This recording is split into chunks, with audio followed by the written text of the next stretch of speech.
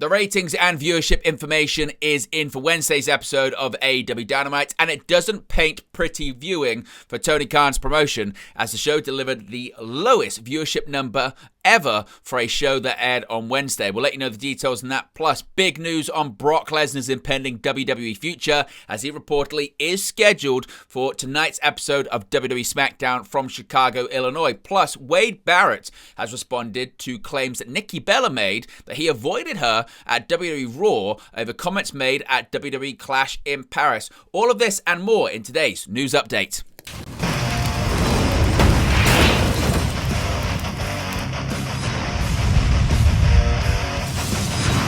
Hey guys, welcome back to Wrestling News 365. Hope everyone is doing very well. As always, there are plenty of news stories to get into in the world of professional wrestling, and let's begin with not pretty viewing for Tony Khan's AEW Dynamite. Wednesday night's AEW Dynamite episode averaged 472,000 viewers on TBS. That is a 19.3% drop from the last week. This is the lowest audience total for a show since October 8th of last year. That, of course, is when Dynamite was moved to Tuesday and went up against WWE NXT. This viewership number is the lowest viewership the show has ever done on a Wednesday night. Dynamite also drew a 0.11 rating in the 18 to 49 demographic. That's a decline of 15.4% from last week, and is also the lowest number the show has done since October 8th, 2024. It's the second lowest rating Dynamite has done in its history, regardless of day or time slot. Now, in terms of the quarter-hour ratings, these come courtesy of WrestleNomics. Shout out to them, and of course, be sure to subscribe to their Patreon service. According to WrestleNomics, Dynamite finished approximately 7th on cable for the night in the key demographic. As compared to the same week in 2024, the show's overall viewership was down 28.5%, while the 18 to 49 rating was down 42.1%. This year's numbers, of course, do not include viewers watching the show on HBO Max. So what are your thoughts on these numbers for AEW Dynamite, and what does Tony Khan do from here? Let me know your thoughts, as always, in the comment section below. Now, before we get on to today's next news story, first we've got to hear this from Finitex. This video is brought to you by Finitex Disposable Nitrile Gloves. Finitex specializes in high-quality nitrile gloves, widely used in healthcare, tattooing, beauty, food service, retail, and industrial sectors. Their FDA-approved nitrile gloves are available in both medical and industrial grades. They have decades of experience providing protective gloves for industries such as healthcare, food service, industrial applications, and personal care. Finitex offer a huge variety of selection to ensure durability, with 3mm, 4mm, 5mm, 6mm, and 8mm thicknesses, plus being puncture and tear resistant. The gloves are also latex and allergy-free for your protection. These professional nitrile gloves are extremely versatile, suitable for food handling, cleaning, beauty, medical, and mechanical repair. Plus, they are available in a wide variety of colors, such as black, blue, pink, purple, green, orange, for a stylish yet professional look.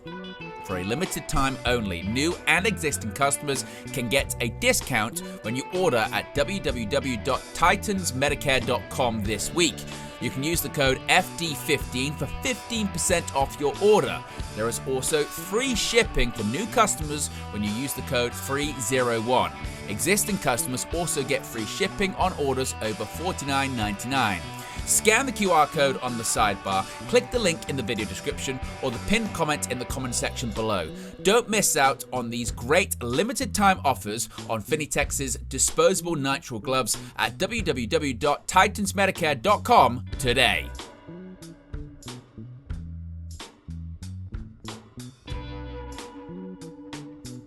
Now, Brock Lesnar. Brock Lesnar could be set to appear on WWE television very, very soon. WWE fans have not seen Brock Lesnar since he laid out John Cena with an F5 during his shocking return at WWE SummerSlam Night 2. According to a new report, that could change today. Fightful Select is reporting that Brock Lesnar is slated to travel to Chicago, Illinois this week, which is the same city hosting Friday's edition of SmackDown. Sources within WWE indicated that Lesnar Cena was brought up in internal discussions about the lineup for the respective show, meaning his possible appearance is on the table.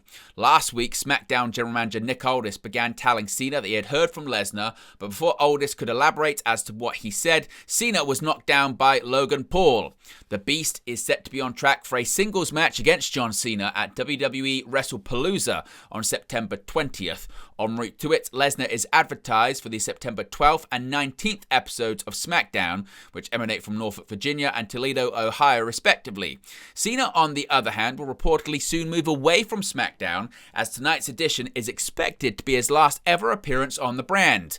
The 17-time world champion has limited dates left on his retirement tour that is set to wrap up in December. Elsewhere on tonight's Blue Brand episode, former WWE Divas champion AJ Lee is likely either to appear or be referenced in the lead-up to her reported mixed tag team match alongside CM Punk, her husband and Chicago native, at WWE WrestlePalooza. There, the two would take on another real-life couple, that being Seth Rollins and Becky Lynch. Now, you may have seen this on social media over the last week or so, but certain comments made by Wade Barrett caught the attention of WWE Hall of Famer Nikki Bella. Now, during Nikki Bella versus Becky Lynch at WWE Clash in Paris, announcer Wade Barrett suggested that Nikki was, quote, desperate to prove she still has it against the new generation that have changed the game. On the Nikki and Brie show, Nikki commented on Barrett's commentary, quote, I would like to have a conversation with Wade Barrett. He avoided me on Monday, which was shocking because he always comes up and says hi to me. He tried to avoid making eye contact with me in the hallway, and I understand when you want to be a heel commentator and stuff, but then there's one thing of Michael Cole does this beautifully. This is why Michael Cole is one of the greatest commentators. He knows how to take a life story and put it into what we do, because that is real. We don't go out there as robots or superheroes. We are actually professional athletes, and we go through real things, and we have to put that as part of it. Honestly, that stuff really doesn't bother me. I get it. I was watching the pre-show, and I saw what Wade was saying about me in the pre-show, and I'm sitting there getting ready in the locker room like, oh, okay, that's fine. Now, on social media, Barrett replied, quote, I had no idea Nicole felt this way, and I'm happy to have this conversation anytime she likes. I wish she'd brought it up when we said hello to each other at Raw, rather than via her podcast. I don't understand the avoiding claim at all. Simply not true. Now, of course, Lynch defeated Nikki to retain the Women's Intercontinental Championship at Clash in Paris. Nikki was part of a backstage segment this past week on Raw. If we get any more details or developments on that, we'll let you know, of course, in an upcoming video.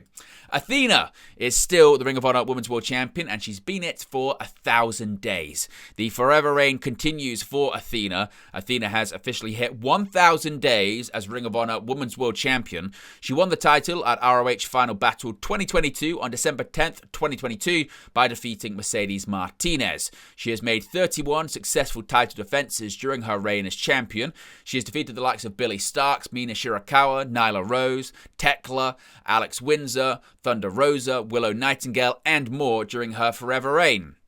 Along with defending the title on Ring of Honor programming, she has successfully defended her title in Stardom, AEW, MLP, and more promotions. By defeating Mina Shirakawa at Ring of Honor Death Before Dishonor 2025, Athena picked up her 69th victory overall as Ring of Honor Women's World Champion. Now let's go over to TNA, and some big matches have been confirmed for Bound for Glory. Santana versus Trick is locked in.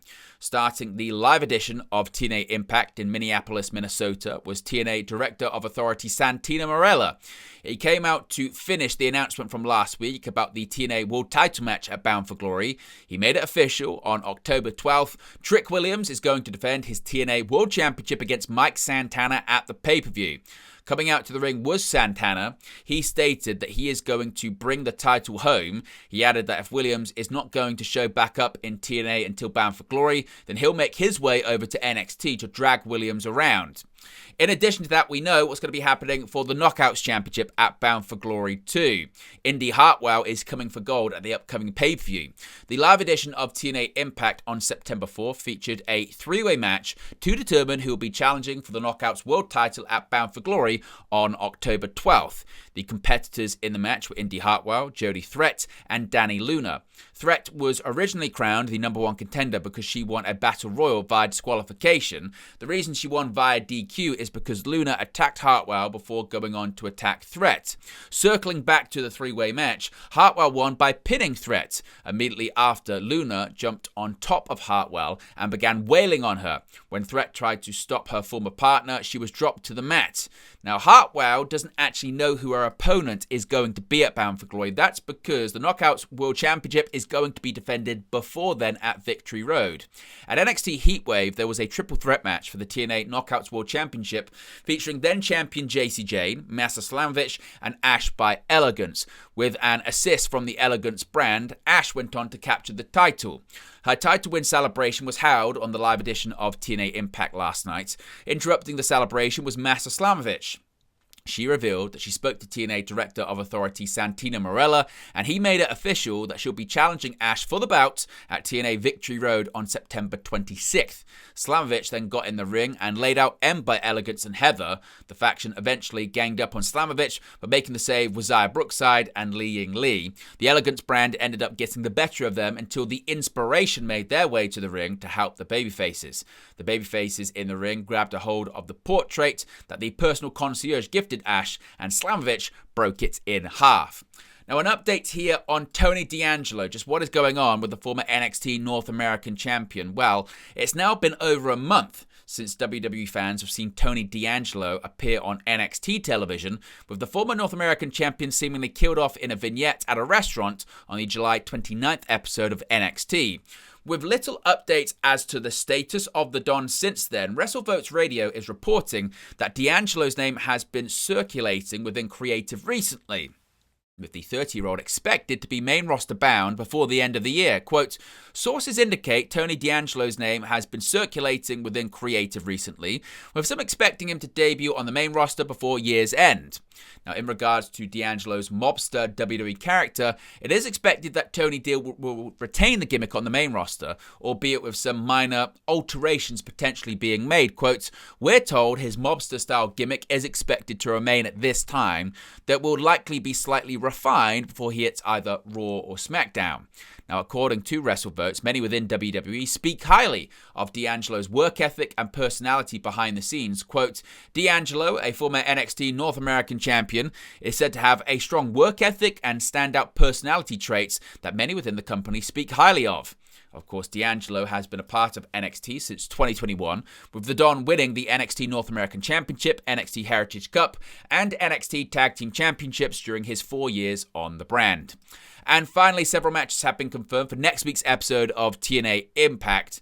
Now, several matches are confirmed for TNA Impact. These come after the live edition of TNA Impact last night from Minneapolis, Minnesota. As the show was ongoing, matches for next week's episode were rolled out. One of the matches is Moose versus AJ Francis, and it is being billed as a bout between two former NFL players. Joining that lineup will be Joe Hendry versus Eric Young.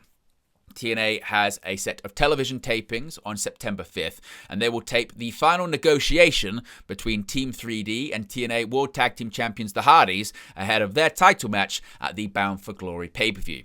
But there you go, guys. Latest pro wrestling news for you. Be sure to smash a like on the like button. Be sure to subscribe bottom right-hand corner. As always, let me know your thoughts in the comment section below. Once again, shout out to Finitex for sponsoring today's show. We'll be back with more videos very, very soon.